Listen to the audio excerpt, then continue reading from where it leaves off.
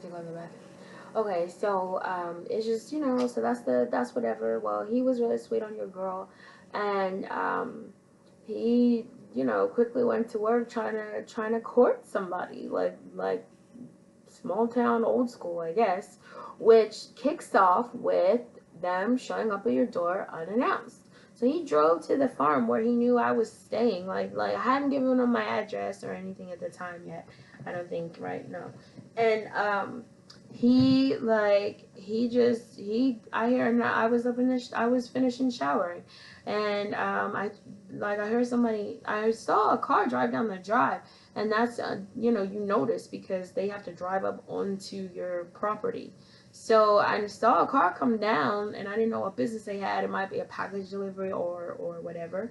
And then I hear somebody knocking at the door. So I thought it was a delivery. So I threw my clothes on, thinking it was a package or something. So I run down and I open the door, and it's him.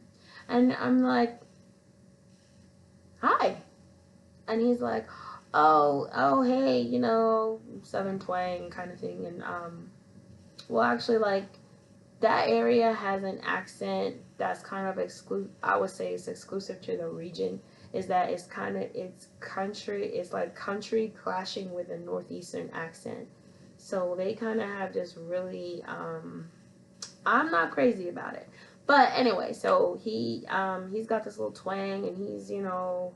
Only thing missing is like hat in hand, and making a circle on the porch with his shoe, kind of thing. He's a grown man, like he's 50, at least 50. So I'm like just kind of staring at him, and he's like speaking his piece and saying something about whitetail hunting, and you know, he just was wondering if we hunted on that farm because he, you know, he was interested, and blah blah blah. Sorry. You know, he wanted to know if it would be okay to you to duck out using a section of our farmland. He wanted to know, he wanted permission to claim any deer that he managed to kill if it landed on the property, or whatever. So I said, well, I don't own the farm, so I can't really discuss it yet. I'll be happy to run it by the owners and see where they go from there. So he's like, okay, yeah. I said, okay. He's like, oh, so what are you up to? I said, well, you know, as you know, I just got off the day shift over at the farm because he worked a different shift. So, you know, I'm just getting it together. And he's like, oh, okay, yeah. So I said, okay, so thanks for coming by unannounced. And he's like, oh yeah, you know, I'm sorry about that, you know, whatever, you know, that should have been, you know, first thing, because I don't know, like, I know that there's exceptions, but like, as far as people feeling comfortable with just showing up on you whenever they please, um, especially when you don't know them, just because you like them, like, oh, I like you. It just feels like kind of an entitlement to your personal space. Like, just because they like you means that they should be able to look in on you whenever they feel like it. So this guy, right, like, really, again, I he wasn't like, I guess his issue wasn't so much being racist as it was like this kind of older mindset of possession, you know, for him. And there are women who do want this, so I'm not knocking that for them. But I don't like when people try to groom you or trap you into being basically like their doll or whatever. They start out acting like it's nice, and then they want to be accommodating and this and that, but really they're kind of just like almost grooming you into a corner. Because he would do things like, you know, he knew I told him up front that I wasn't going to be staying there forever, and I wanted to go back west. And you know, at first he was kind of acting like it was all fine and dandy, but he would do things to almost try to guilt me into staying behind. And you know, maybe at the time, love makes you do crazy things. So he just felt a lot stronger. He felt really strong for me, or he thought he did. Maybe he was just lonely. sorry, guys. Maybe it was just lonely, or whatever. But you know, that wasn't so. We had our fun. Like I entertained it for a little while. You know, mutually. You know, it was cute for a little while, but I wasn't naive to the fact that for him it was convenient. You know, his house was just a mile up the road. He knew I didn't have a car. He knew I had left the job working at the farm. You know, he would kind of like carrot dangle stuff that he knew I liked, you know, money or whatever kind of stuff. He never just like gave me money. He never gave me money. Don't think that. But he would, you know, just kind of imply that things would be so good if I just cut my plans for my own life to live in his house like a doll. So I wasn't too comfortable with that personally. You know, if anything, I wish he would find the right person to that can come there and be a doll willingly. You know, you shouldn't have to groom somebody or guilt somebody into doing something. So anyway, this was like the big bad Leroy Brown of the town, it turned out. So the reason I tell his story is actually more that being affiliated with him, I feel protected me because, again, like, these are people who grew up in this town. Everybody knows everybody, and everybody knows everybody's business, and you know, all kinds of crazy things that people are doing in the back hills. Like these little, they build little shacks out in the woods, and now they set it up with the internet and everything else, and they're just back there being, you know, some of them do. Like, I mean the evil ones. So I should finish telling you that basically, like, he was like my little safety passport because I could go anywhere and nobody was going to mess with me or say rude things to me or anything. You know, even if whether they were planning to or not, because they were afraid of this guy. So, you know, again, a case of he's all right with me. You know, he's acting like he'll do anything for me, but he's basically like a junkyard dog to anybody. And then kind of one of these people that if you triggered him, then he might have some racial negativity for you, kind of stuff. But he never turned it on me because like he wrote me a waiver, just like so many of them. What does this have to, like, how can we apply this to Buddhism? So I personally look at it as my karma. I don't know if it's as straightforward as saying like, oh, it's my karma to have all these racist boyfriends or guys that want me around. Because there were just a string of other ones that, you just knew that they didn't normally like people of color, but they either didn't mind having me around, or even better, the reverse of it, men of color who normally don't want to date women of color, or just all kinds of weird different directions. Longer story short, being the exception to somebody's rule. It was definitely a high to my ego, or I let it feel that way. Right, oh yeah, this person hates everybody, but they're nice to me. They treat me good. They do whatever for me. They're never mean to me. This kind of thing. This is what I wanted to come away from, because it just. And it's just like not the person I want to be, really. I had to look back at it and say, like, why? At first it was kind of funny, like, oh yeah, racist whisperer. Why? Right? Like, why? What is it with these guys? Why are they? And a chubby brown girl on top of that, because some white guys are real big on, like, you not being fat and stuff like that. But out in the country, I would venture to say that they tend to be inclined towards more plump girls. That I'll say that's more of a norm. But anyway, yeah, like here was this guy, total proud country boy, making his own, eating rabbit hearts after he shoots them, and other crazy stuff, and he's just living out in the woods, and living in a a lookout shelter for 3 days, trying to shoot a deer and all this kind of. He's into it. He's into it, and I'm not mad at him for that. So I felt like we connected on that. Like we had, fires and what I mean is like barbecue and like deer. Oh God, dear me, so good.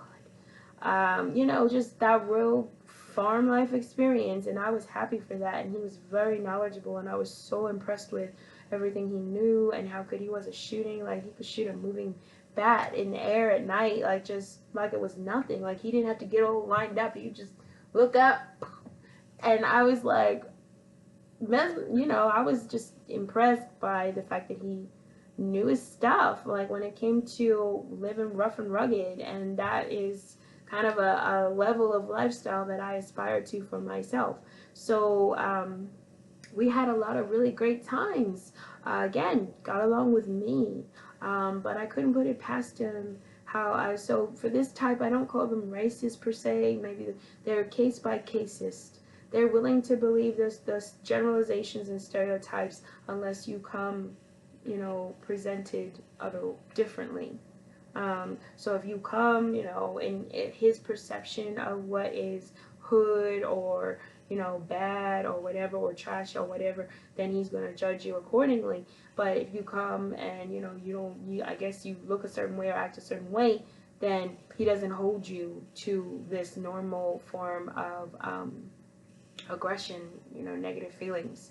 So, anyway, having an affiliation with him, I feel definitely gave me a level of protection in the town. That if I had still kind of been a solo rider, like if they hadn't, like I didn't have to tell anybody that we were friendly because it was such a small town.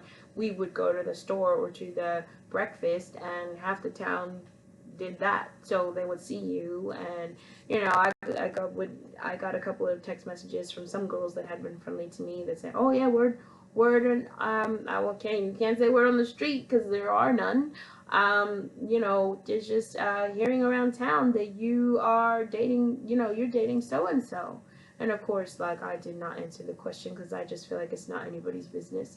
But I said, oh yeah, I can't believe they still talk about me. Like I don't even work at the farm anymore. So, but again, small town mentality.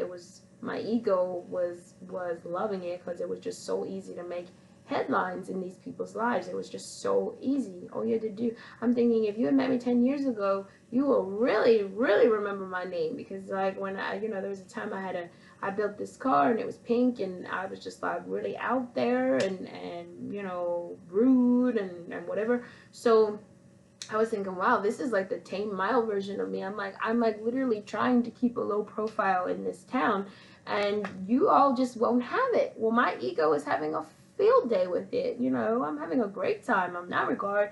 All press is good press. So these people were like so obsessed with, me as the new girl and this girl, and this and that, and whatever, just because, and they will put anybody through the flames because you are new and different compared to what they know. It was just crazy how here is this like crazed country man that I like. Maybe he'll take you to breakfast. Maybe he's gonna hunt you in the woods like for his own game. He was like just that kind of crazy that you couldn't put it totally past him. So to have this dangerous man on my side that everybody was afraid of, and he's so smitten with me, or he thinks he is, or whatever, right? I rode with it. And again, it's not like I just didn't care. I liked him. We got along. I just knew it definitely wasn't going to be forever. It was just for the time that I was there, and he was kind of like trying to strategize against that. Again, just the things people do in the name of love, supposedly. I don't know. I'm not a good reference for love because I probably have a bordering offensive view of it. But anyway, romance. Let's say romance, not love.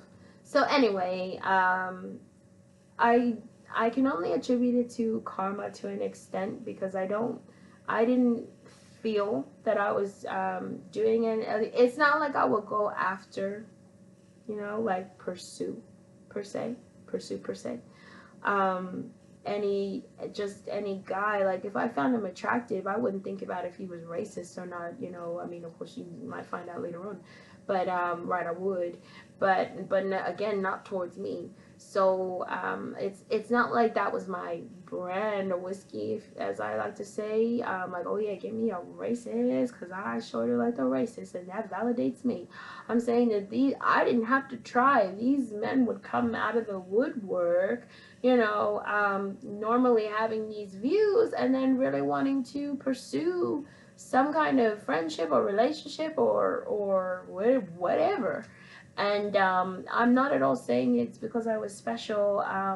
Maybe like for them it's conquest. Maybe because some people feel like sex is kind of a disposable thing, that you should have sex with somebody that you don't respect, kind of thing. So I'm not trying to act like it's because I touched something magical in their minds or hearts. They had their reasons.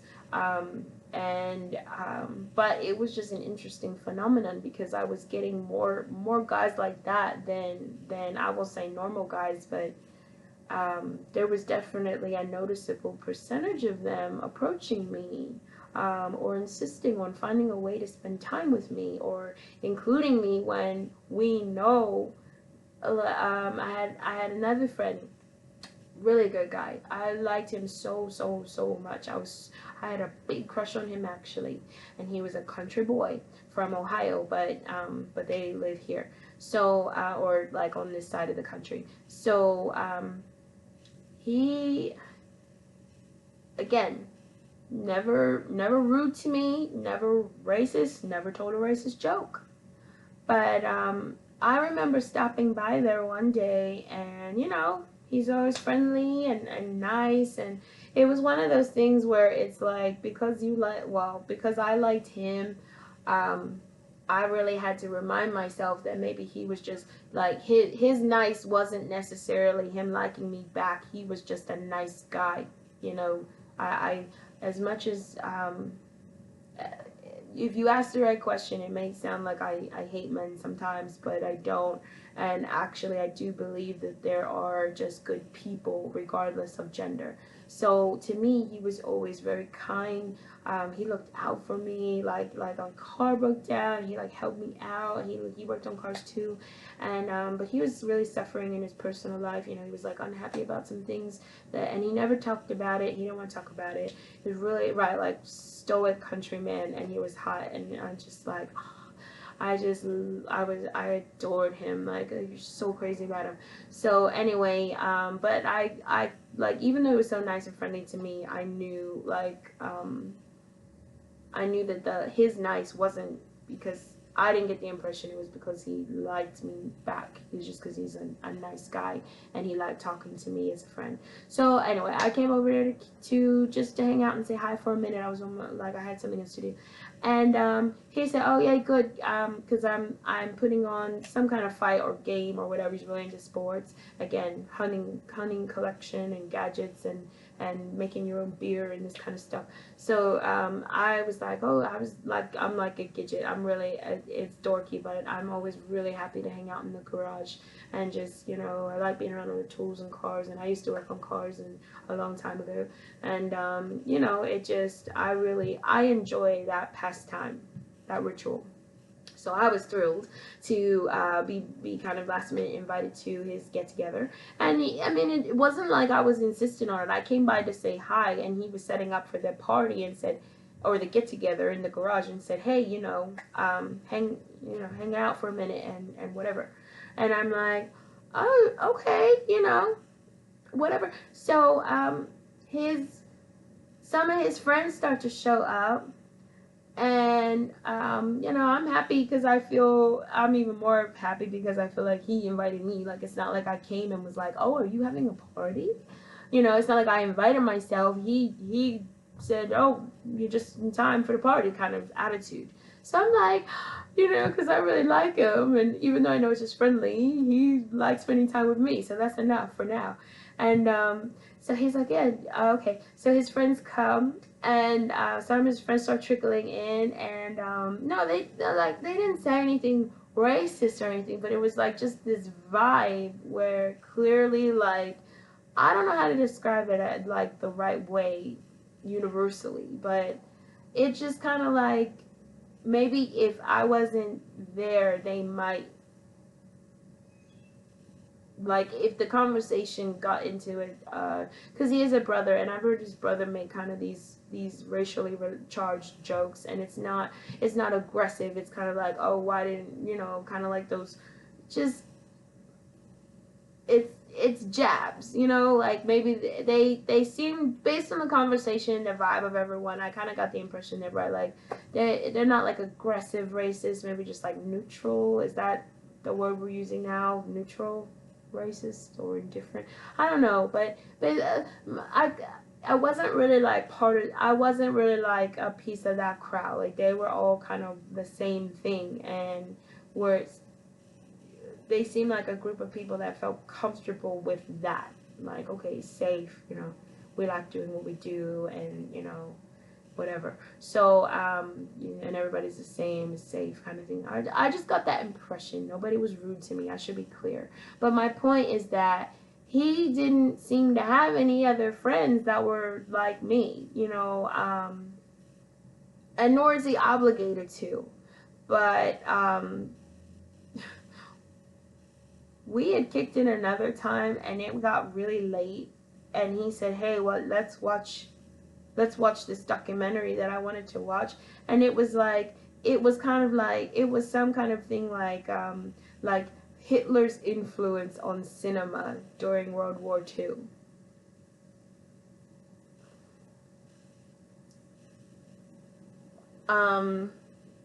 Just almost like the guy with the Confederate flag tattoo. It's like, it wasn't blatant, but why are we looking at this? And it just kind of feels like you weren't concerned about putting this on in front of me. Like, I'm not saying like worry about me, but as a person, like you didn't worry that I might be like, oh, I don't want to watch any Hitler related stuff. Not because I'm Jewish, but like any form of racism, you know, people of color. So like as somebody that wants to, that if I want to be against you know, racial aggression towards black people or brown people or whoever, you know, I'm not going to say, oh, but you watching some kind of offensive Jew stuff is okay, because it's not, because I'm not Jewish. Like, I'm saying, right, for me, it's everybody, like, don't, you know. But again, like, I got the impression that he didn't play it to be offensive or because he thought I was gonna like give him the whatever sign too, but he didn't seem to feel like he had to put, like, okay, that's what I should say. Like, I encountered these people that feel like their filter doesn't have to be on when they talk to me, as though I'm not also a person of color. So I'm again, like, I'm not saying he played that because he's the other N word, Nazi. I'm not saying he's all pro that per se, but he seemed to be comfortable with, you know, presented propaganda that showed maybe like the softer side of Hitler. I don't know. It didn't seem to be pro. I mean, maybe it was neutral, but it was still a controversial topic, I guess. And I'm not saying I like controversial topics, but it's not like we had talked about anything that would like, to me, he put it on out of the blue. Like, it's not like it's not like we were having race debates and political debates and stuff like that yet, you know, which I would have been down to, but I'm just trying to give the preface that it's not like we were just talking about that and he said, oh, well, hey, look at this. He just put it on, you know, which were, you know, again, like, maybe I'm just like paranoid about people trying to gradually introduce you to their crazy, which I've had a lot of people do. They gradually introduce you to their crazy, because they're hoping that in the layers you don't realize that's not okay, or that's you know, unusual or whatever. So I'm not saying he was trying to groom me for anything, but he put this on. So my point is that, like, I seem to attract my share of people who normally kind of have these beliefs, you know, or gray areas, but they seem to be really okay with being friends with me, or shocking even to me, wanting some kind of romantic, and we're not talking about slay throw away. We talking about, right, like they wanted to see you like on the regular. I'm not saying that I was their main, like that I for sure could know that I was their mainstay, but they were interested in having some kind of ongoing interaction, be it romantic or otherwise. Like they just come to me with this. So I was really looking at it like, why would this be happening to me? Like at first it was kind of cool, like, you know, but why? You know, I more or less right now attribute it to karma, but what do you guys think? I mean, I would hope you don't have to take jabs at me after hearing this story. You know, the whole point is that I'm supposed to feel comfortable since I shared it on the internet.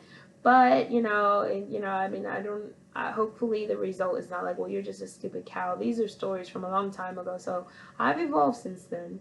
And, but I was just kind of giving an account of, you know, how interesting I thought it was that here are all these men who in their regular life kind of are, you know, we won't say they're not, that they're anti-black, but they rather not deal with it at all, or something to a more aggressive level, but they seem to be writing these waivers for me. So I was like, well, how, I don't even know what I'm supposed to do with that.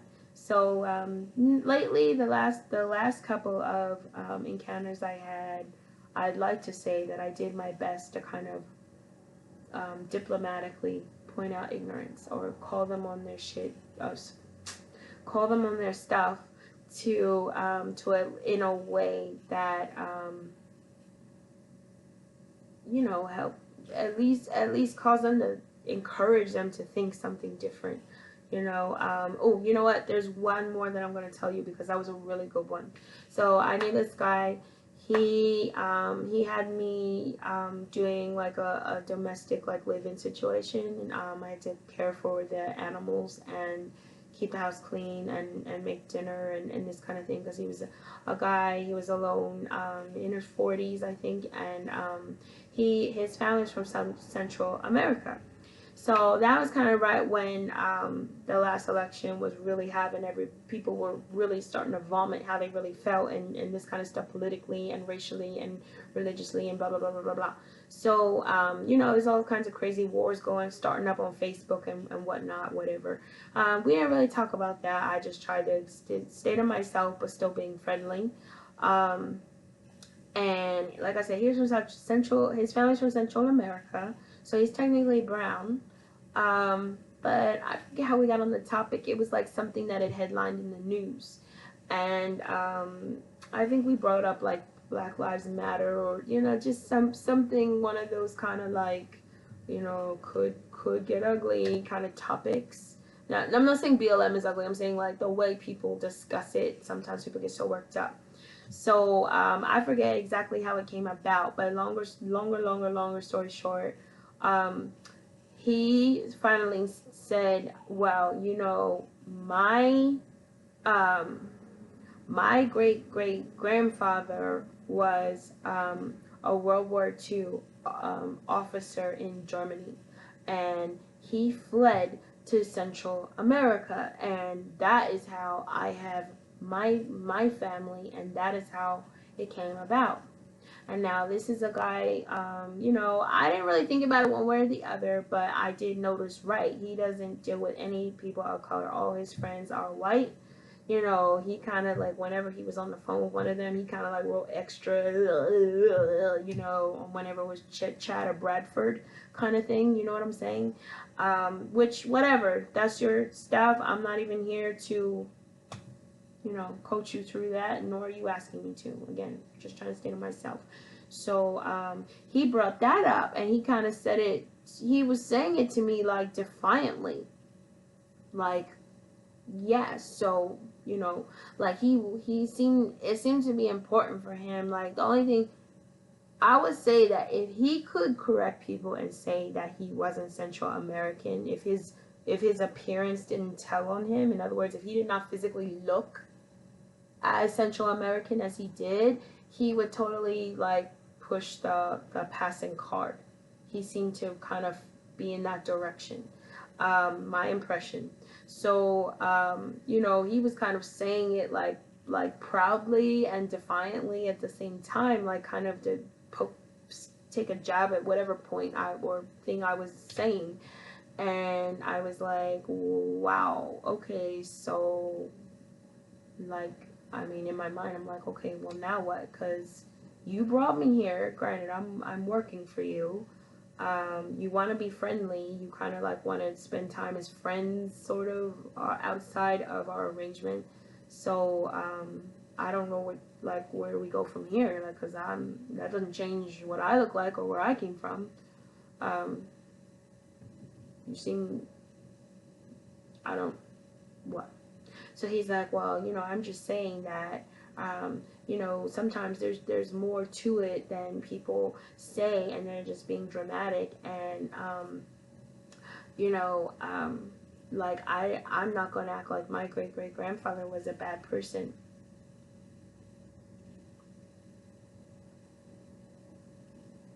I mean, it just, to me, it was like, I can't tell if you're ashamed or like you're mad that you want to be proud and people are saying you shouldn't be because of this or whatever.